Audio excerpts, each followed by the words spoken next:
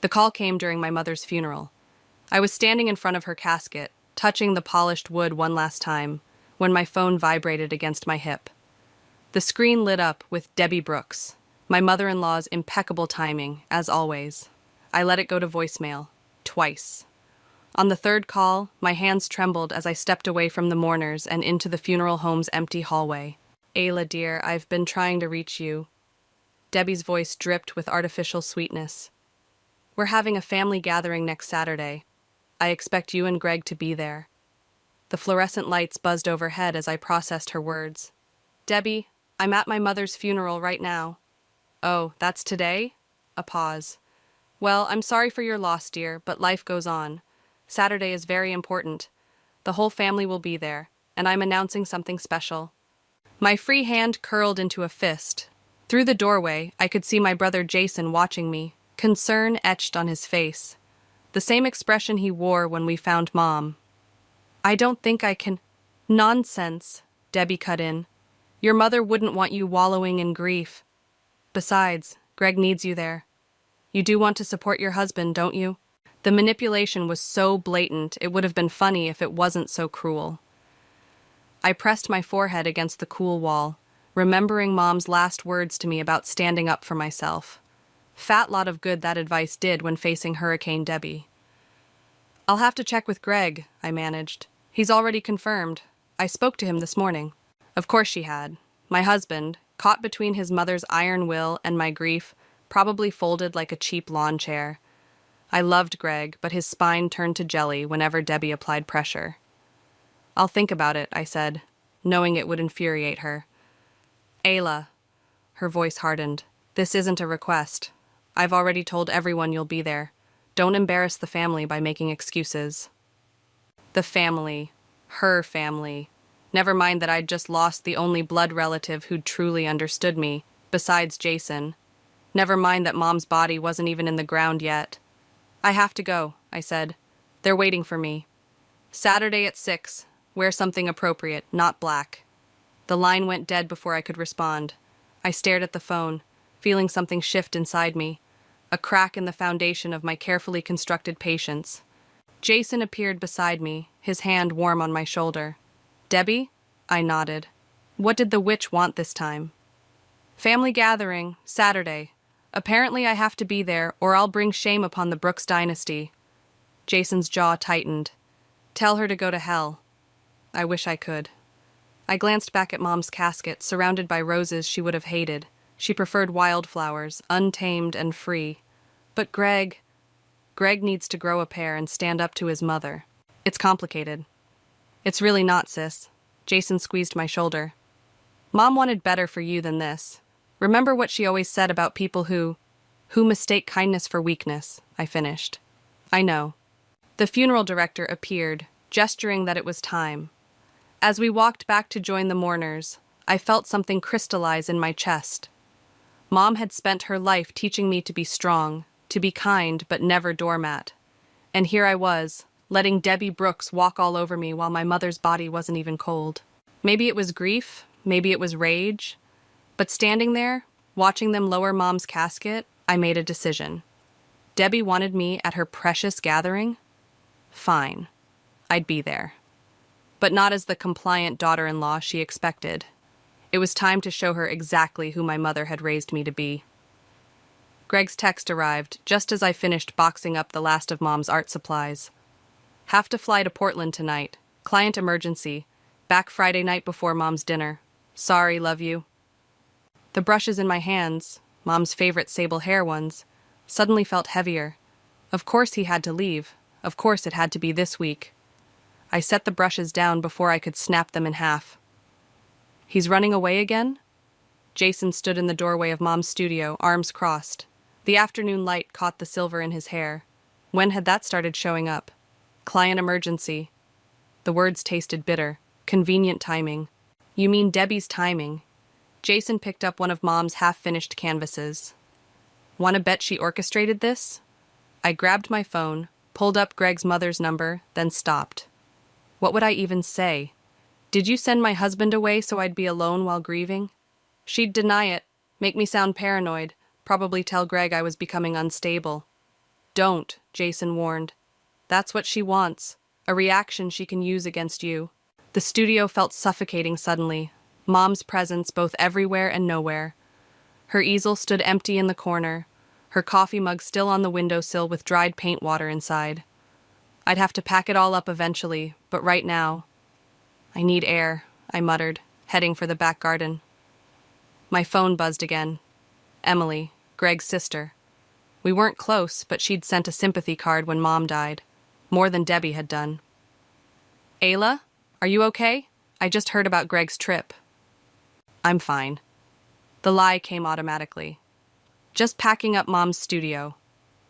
I can come help, Emily offered.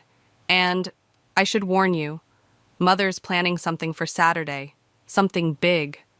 My stomach clenched. What kind of something? I'm not supposed to tell anyone, but... Emily lowered her voice. She's announcing the sale of Dad's gallery. She's already found a buyer. The world tilted sideways.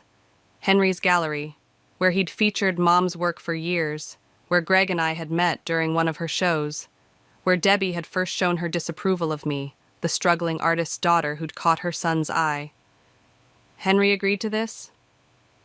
Dad doesn't know yet. Emily's voice cracked. She's presenting it as a done deal. Says it's time to modernize the family legacy or something.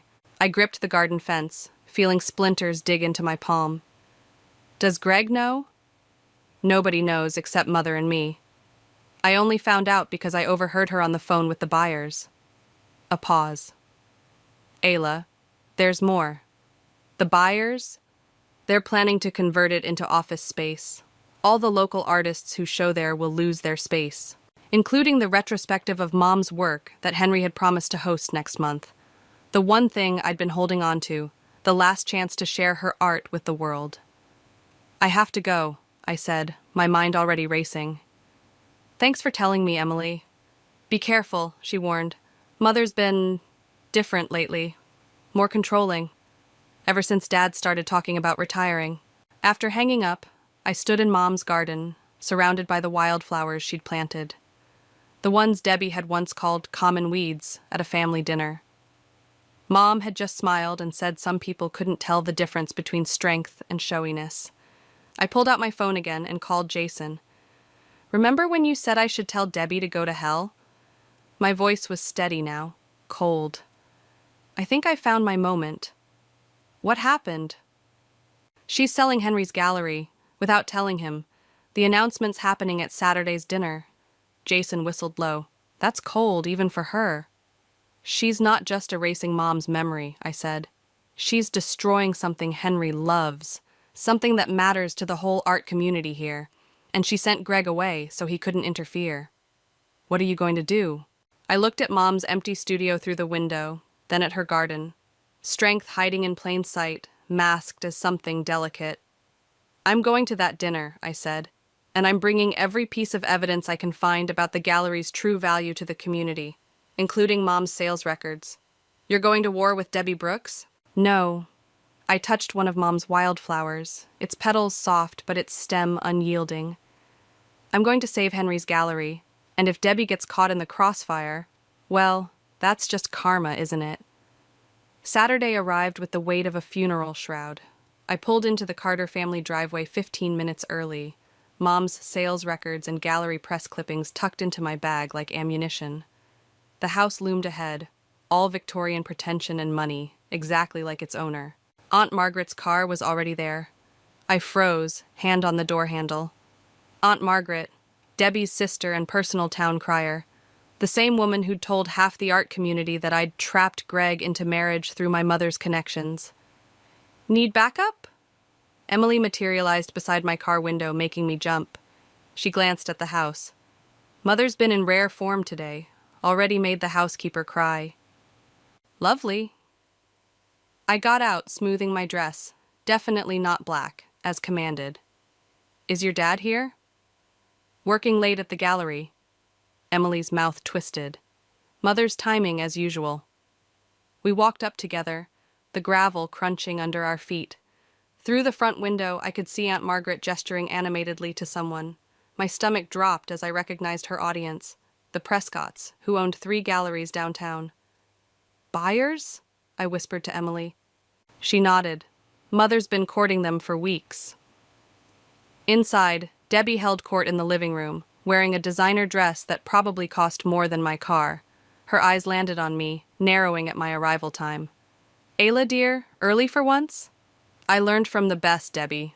I smiled, all teeth. You always say punctuality shows respect for family.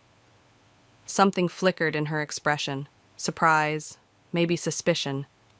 Before she could respond, Aunt Margaret swooped in. Ayla, we were just discussing your mother's interesting career choices. Her voice dripped false sympathy. Such a shame she never quite broke through commercially. But I suppose that's what happens when artists refuse to adapt to market demands. The room went quiet. Even the Prescotts looked uncomfortable. I felt Emily tense beside me. Funny you should mention that. I opened my bag, pulling out a folder. I brought something that might interest everyone, especially you, Mrs. Prescott. Debbie's hand shot out. Now isn't the time for sales records. I dodged her grasp, addressing Mrs. Prescott directly. From the gallery's last quarter, including my mother's show, which brought in more revenue than any other exhibition in the past 5 years. Mrs. Prescott's eyebrows rose. Really? Deborah told us the gallery had been struggling lately. Oh, did she? I laid out the documents on the coffee table. That's strange because according to these numbers, which Henry certified himself, local artist showcases have increased profits by 40% since last year. Those are private records, Debbie snapped. You have no right. Actually, Emily stepped forward. As the gallery's social media manager, I can confirm these numbers. And there's more. She pulled out her phone, showing Mrs. Prescott something. Our online engagement has doubled since we started featuring local artists. Aunt Margaret tried to intervene. But surely modernization is already happening, I cut in, under Henry's leadership. Unless there's another reason someone would want to sell a profitable gallery without consulting its owner. The room temperature seemed to drop 10 degrees. Mrs. Prescott turned to Debbie, her professional smile gone brittle. Deborah, you assured us Henry was on board with this sale. He is, Debbie said quickly. He just doesn't know all the details yet. You know how artists can be about change. They need a gentle approach. Like how you gently sent Greg away this week. The words escaped before I could stop them. So he couldn't warn his father about your plans? Gasps rippled through the room. Emily touched my arm in warning, but I was past caring. Weeks of grief and rage boiled over as I faced my mother-in-law. You've spent years dismissing artists like my mother, treating creativity like some kind of character flaw. But you know what really terrifies you? That we see through you, that we can capture truth in ways your money can't control. Debbie stepped closer, her voice deadly quiet. You ungrateful little... The front door opened. Henry walked in, still wearing his paint-stained gallery clothes. He took in the scene, the documents, the Prescotts, his wife's fury, and my defiance. What's going on here? Debbie's face went white. In that moment, I saw real fear in her eyes. Not of losing the gallery, but of losing control, of being exposed, and I realized this was just the beginning. The aftermath of Henry's arrival exploded like a bomb in slow motion. I sat in my car outside Mom's empty house, hands shaking as I replayed the scene. Henry's face darkening as the truth emerged, Debbie's desperate attempts to explain, the Prescotts' hasty departure. My phone hadn't stopped buzzing since I'd left. Greg's name flashed on the screen again. 4th call in an hour. I let it ring. A tap on my window made me jump. Jason stood there, holding 2 cups of coffee. I hadn't even heard him pull up. You look like hell, he said, handing me a cup through the window. You should see the other guy. I took a sip, burning my tongue. Henry threw Debbie out. Temporarily, he says. But still. Good for him. Jason leaned against my car. So why do you look like someone died? Again? Before I could answer, my phone lit up with a text from Emily. Mother's staying at Aunt Margaret's. She's telling everyone you orchestrated this whole thing to steal her family. Greg's on his way home early. Because it's not over, I said, showing Jason the message. Debbie's just changing tactics. Let her try. You have proof. I have gallery records I technically stole. I pressed my forehead against the steering wheel. And now Greg's coming home to find his family imploding. That's not your fault, isn't it? I looked up at the house, Mom's house, dark and accusatory in the twilight. Mom always said revenge was like drinking poison and expecting the other person to die. Maybe she was right. Jason's phone chimed. His expression changed as he read whatever appeared on his screen. What? I asked. Nothing. He pocketed the phone too quickly. Just work stuff. The lie hung between us, heavy as cemetery dirt. Jason had never been able to lie to me, not since we were kids, and he tried to cover up breaking Mom's favorite vase. Show me. Ayla. Show me the damn phone, Jason. He hesitated, then handed it over. The message was from Debbie. Think carefully about whose secrets you want exposed. Remember our conversation last month? What conversation? My voice sounded distant, even to myself. What secrets? Jason wouldn't meet my eyes. It's complicated. Uncomplicate it. He took a deep breath. Debbie came to me after Mom's diagnosis, said she had proof that Mom's biggest paintings, the ones that launched her career, were actually done by her mentor. Said she'd keep quiet if I helped convince you to back off about the gallery. The coffee cup crumpled in my hand, hot liquid spilling over my fingers. I barely felt it. You knew? The words tasted like ash. You knew she was planning to sell the gallery? Not exactly. She just said changes were coming, and it would be better if you weren't involved. He reached for me. I was trying to protect Mom's legacy. I jerked away. By conspiring with Debbie, the woman who's been trying to erase Mom from family history since day one? The proof looked real, Ayla. The dates, the signatures. Get out of my sight. My voice shook. Now. Please, just let me— Get out! He backed away, hands raised in surrender. I watched him drive off in my rearview mirror, my vision blurring. My phone buzzed again. Greg. Landing in an hour. We need to talk. Of course we did. His mother was homeless, his father wasn't speaking to anyone, and his wife had just blown up decades of family dynamics. And now this betrayal from the one person I thought I could trust. I started the car, muscle memory taking me toward the gallery. Henry would still be there. He always worked late when things got rough at home. Maybe he could tell me if there was any truth to Debbie's claims about Mom's work. Maybe he could help me understand why everyone I loved seemed to be choosing sides in a war I never wanted to fight. Or maybe I was just running away from the real question. When did revenge stop being about justice and start being about survival? The gallery lights were still on when I pulled up. Through the window, I could see Henry standing in front of one of Mom's paintings, staring like he was seeing it for the first time. I took a deep breath and reached for the door handle.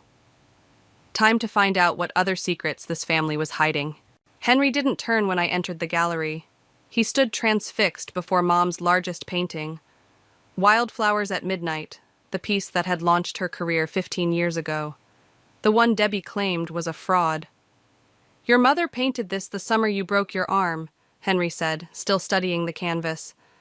I remember because she worked on it in the hospital while you slept. Said the fluorescent lights made the colors look different. My throat tightened. You remember that? I remember everything about your mother's work.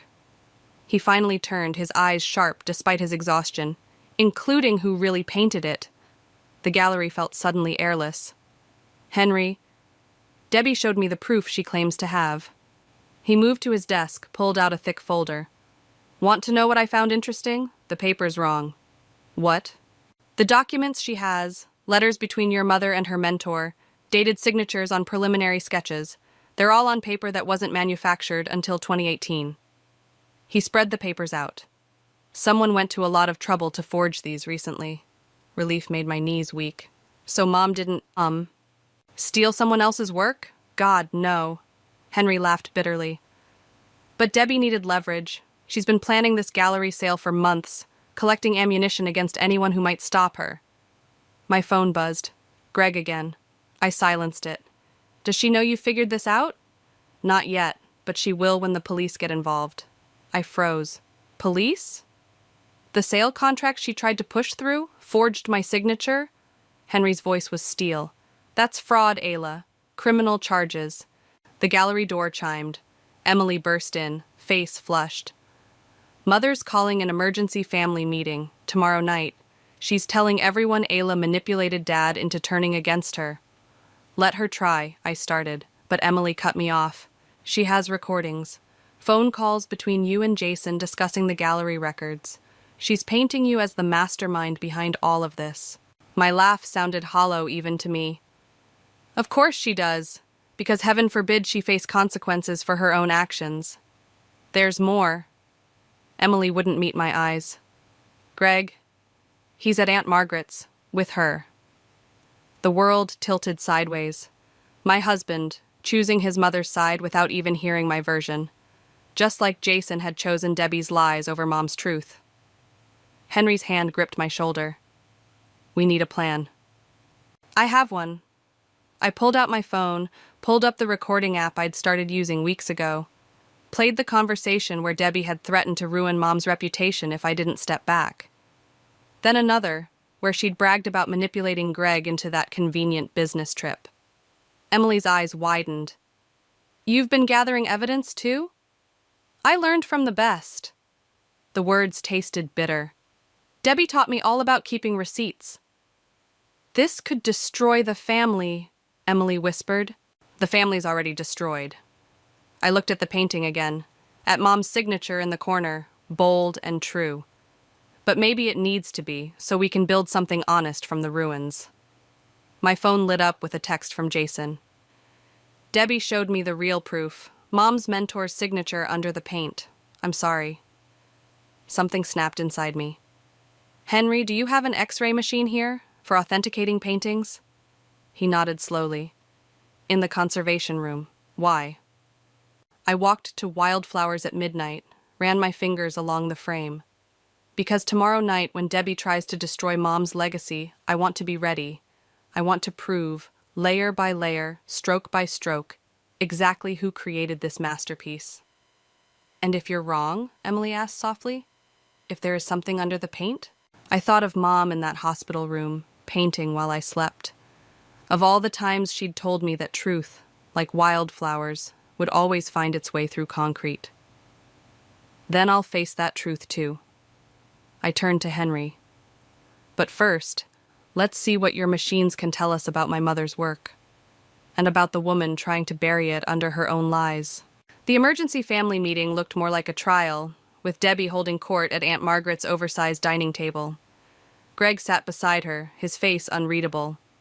The X-ray results from Mom's painting burned in my bag like a loaded gun. Now that we're all here, Debbie began, her voice dripping concern, we need to discuss Ayla's recent episodes. Episodes.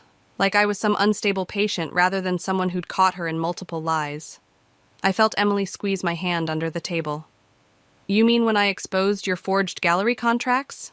The words shot out before I could stop them. See? Debbie gestured at me. These paranoid accusations, the erratic behavior, the theft of confidential gallery documents, grief can do terrible things to a person's mind. Greg shifted uncomfortably, but said nothing. Coward. Play them the recordings, Mother, Emily said suddenly. The ones you claim prove Ayla's manipulation. Debbie's smile flickered. Those aren't necessary. Actually, they are. I pulled out my phone. Because I have recordings too. Should we compare notes? Enough. Greg's voice cracked through the room. Both of you stop. Greg, I started, but he cut me off. I found something in Mom's studio. He pulled out a yellowed envelope. A letter from your mother's mentor dated 15 years ago, confessing that he helped her create her early works, including Wildflowers at Midnight. The room spun. That's impossible, we just X-rayed. There's more. Greg wouldn't meet my eyes. Bank transfers, your mother paying him to keep quiet. Mom didn't forge anything, Ayla. She just found the truth you've been denying. I yanked the X-ray results from my bag, but my hands shook so badly I dropped them. Papers scattered across the floor, proof of Mom's original brush strokes, her distinctive underlayer technique. But no one was looking at them, They were all watching me fall apart. Your mother was talented at hiding things, Debbie said softly. Like mother, like daughter. Shut up. The words came out as a whisper. I tried to handle this privately, spare you the public shame, but you insisted on making accusations, threatening legal action. I said, shut up. Ayla. Jason stepped forward. When had he arrived? Maybe it's time to consider that Mom wasn't who we thought. Don't you dare! I backed away from the table. Don't you dare help her destroy this. No one's destroying anything, Greg said. We're trying to help you accept the truth. The truth. I looked around the room, at Debbie's practiced concern, at Jason's betrayal, at Greg's distance, at the scattered x-rays showing Mom's authentic work, ignored in favor of convenient lies. You want truth? My voice sounded strange, distant. Here's truth. I have proof of every manipulation, every lie, every power play you've made. I faced Debbie directly, including your confession about forging Henry's signature on those contracts. Careful, dear. Debbie's mask slipped, revealing something harder. You're not the only one with evidence. That night you broke into the gallery, the security cameras caught everything. My blood froze. Henry had given me his keys, but on paper, after hours. So here's my suggestion, Debbie continued. We all agree to keep certain truths private. The gallery sale proceeds as planned, and your mother's reputation stays intact, complicated, but intact. You're blackmailing me? I'm offering you protection. From your own rash decisions. Greg reached for my hand. I jerked away. Ayla, please, he said. Let's just end this. End this. End Mom's legacy. End my fight for truth. End everything on Debbie's terms. I looked at the x-rays again, at Mom's distinctive brushstrokes hidden beneath the final image. Layers of truth, waiting to be revealed. Just like Mom had taught me. You're right, I said quietly. This needs to end. I pulled out my phone one last time, pressed play. Debbie's voice filled the room. Of course I forged Henry's signature. He's too sentimental about that gallery. Sometimes you have to force people to accept change. The color drained from Debbie's face as her own words condemned her. But I wasn't finished. I sent copies to Henry's lawyer an hour ago. I met Greg's shocked gaze. Sometimes you have to force people to face the truth. The room erupted in chaos. But for the first time since Mom died, I felt perfectly calm. Let them all choose sides now. The police arrived within hours of my revelation. I watched from Mom's studio as they led Debbie out of Aunt Margaret's house in handcuffs, her perfect makeup finally cracking along with her composure. You've destroyed this family. Greg stood in the doorway, his shadow cutting across Mom's easel. Are you happy now? Funny. I traced Mom's signature on an unfinished canvas. I thought that's what your mother was doing when she forged legal documents and tried to steal the gallery. She was trying to protect our future. By erasing my past? He stepped closer, and for a moment I saw the man I'd fallen in love with, before Debbie had twisted everything. The letter about your mother is a forgery. I pulled out my phone, showed him the authentication report Henry's expert had rushed through. The paper's wrong, the ink's wrong, even the signature's wrong. Your mother got sloppy when she panicked. Why would she? Because she couldn't stand that Mom's art was worth more than her social status. The truth felt like glass in my throat. And she couldn't stand that you chose me. A commotion outside drew our attention.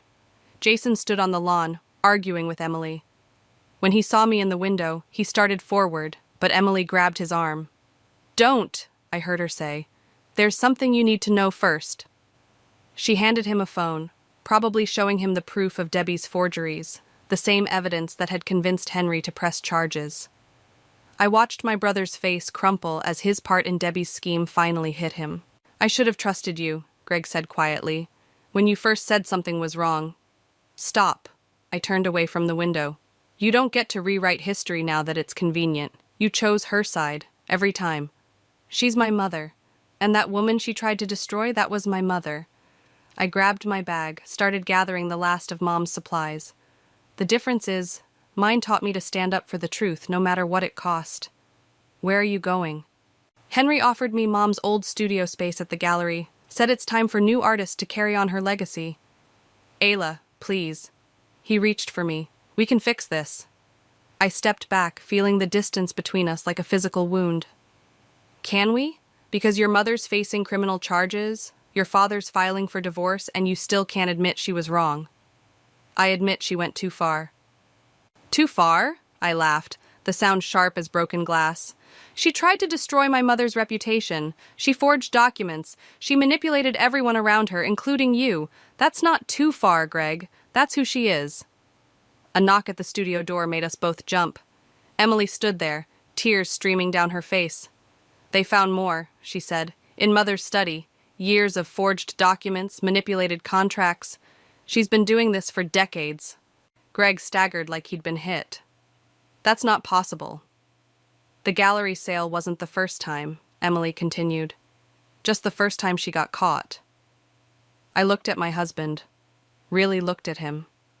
Saw the boy who'd been raised to enable his mother's schemes, to choose loyalty over truth. Saw the man who still couldn't break free from her web of lies.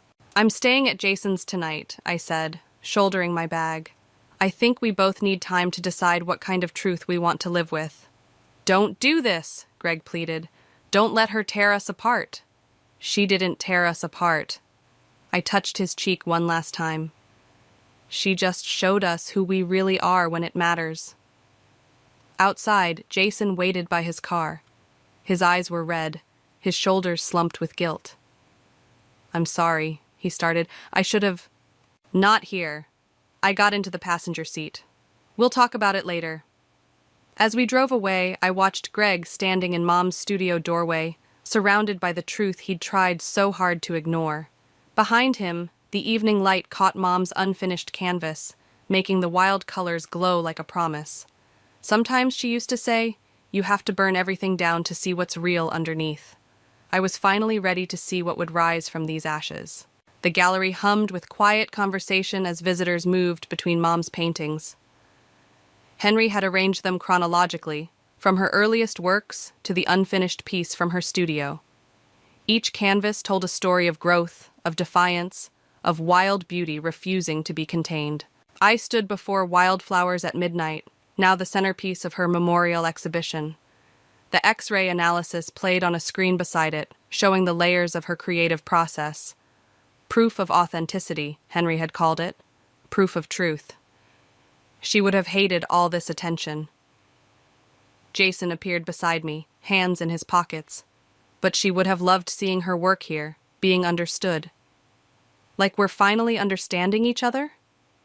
He flinched. We hadn't talked much since that night, letting the wounds heal slowly. I should have trusted you more than Debbie's evidence. Yes, I touched the painting's frame. But Mom always said trust is like art. You have to build it layer by layer. Emily approached, carrying a small package. They found this in Mother's study while cataloging evidence. It's addressed to you, Ayla. Inside was a letter from Mom, dated just weeks before she died. My hands trembled as I read. My darling girl, by now you've probably faced your own wildflowers moment. That choice between bending to others' expectations or growing wild and true. Remember, the strongest flowers are the ones that break through concrete. Ayla? Greg stood at the gallery entrance, looking lost in his tailored suit. He'd been staying with Emily since Debbie's arrest, trying to untangle himself from decades of manipulation. The DA offered her a plea deal, he said quietly. She took it. Good. The word felt empty, neither victory nor defeat. I've been thinking about what you said, about choosing sides. He stepped closer, but kept a careful distance. I'm starting therapy, learning to see the patterns. I'm glad. And I was, surprisingly. Not for us. That bridge had burned. But for him. Henry called everyone's attention, standing beside Mom's unfinished canvas. Today isn't just about remembering an artist, he said. It's about honoring truth in all its forms. That's why I'm announcing the gallery's new direction. We're establishing a mentorship program for emerging artists, named in Claire's honor. Applause filled the space. I felt tears threatening. but they weren't grief this time. There's more, Henry continued. The program's first exhibition will feature works about family, truth, and redemption. And our inaugural artist, he looked at me, if she accepts, will be Ayla Brooks. The room spun slightly. I hadn't touched a brush since Mom died, hadn't even thought about my own art while fighting for hers. You should do it, Jason said softly. Show them what happens when wildflowers break through concrete. I looked around the gallery, at Henry's proud smile, Emily's encouraging nod, Greg's complicated expression of loss and understanding, at Mom's paintings, each one a testament to choosing authenticity over acceptance. I'll need studio space, I said finally. Already arranged. Henry gestured to a door, the one leading to Mom's old studio. Some spaces are meant to be passed down. Later, alone in the studio, I found Mom's old brushes laid out on a clean palette. Beside them sat a small pot of wildflowers, Emily's touch, probably. Light streamed through the windows, catching dust motes like scattered stars. I picked up a brush, feeling its familiar weight. On a fresh canvas, I made a single stroke. Bold, defiant, true. Not my mother's style, but not Debbie's controlled precision either. Something new, breaking through the ruins of what was lost. Outside, I could hear the exhibition continuing, life moving forward. But in here, in this space between what was and what could be, I finally understood what Mom had tried to teach me. Revenge isn't about destroying your enemies. It's about refusing to let them destroy what makes you real. I made another stroke on the canvas, then another.